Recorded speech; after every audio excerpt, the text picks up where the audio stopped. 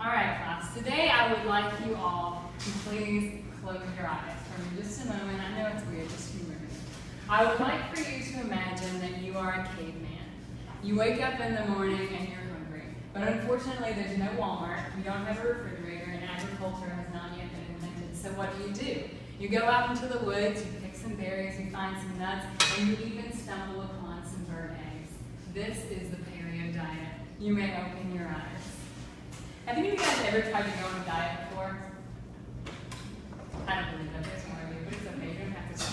Well, it's very difficult. And for the past 6 months, my mother and I have been doing the paleo diet, and I would like to explain to you a little bit about what that is.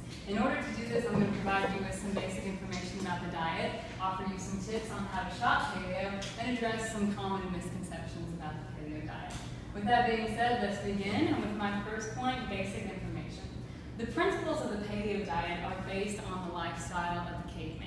It has nothing to do with counting calories, counting carbs, or low fat. It's all about eating clean and eating organic. Certain things that we're not allowed to eat on the paleo diet may consist of man-made foods such as fast foods, processed foods, grains, beans, dairy products, or carbonated beverages. The diet mainly consists of lean meats, green leafy vegetables, fruits, nuts, and basically just water.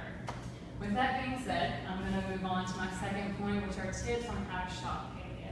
Now that you know, have a little bit of an idea of what paleo is. Now in order to do this, let me back up.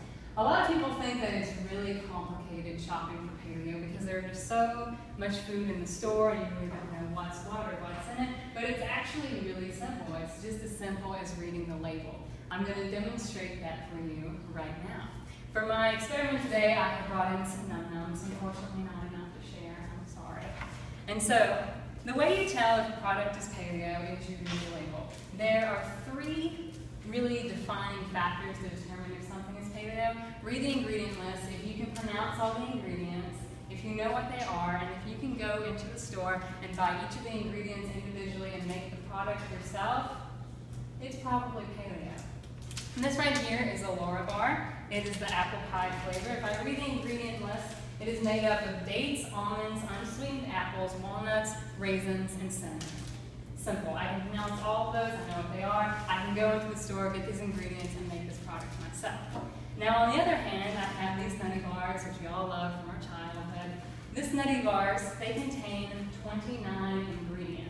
Some of these ingredients include dextrose, niacin, and partially hydrogenated soybean and cottonseed oil, which HTBQ to preserve flavor. I have no idea what that means, but whatever.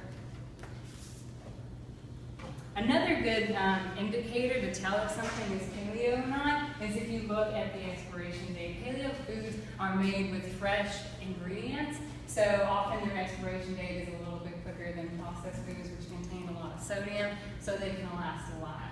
Now, with that being said, I'd like to move on to my third point, which are common misconceptions about the paleo diet.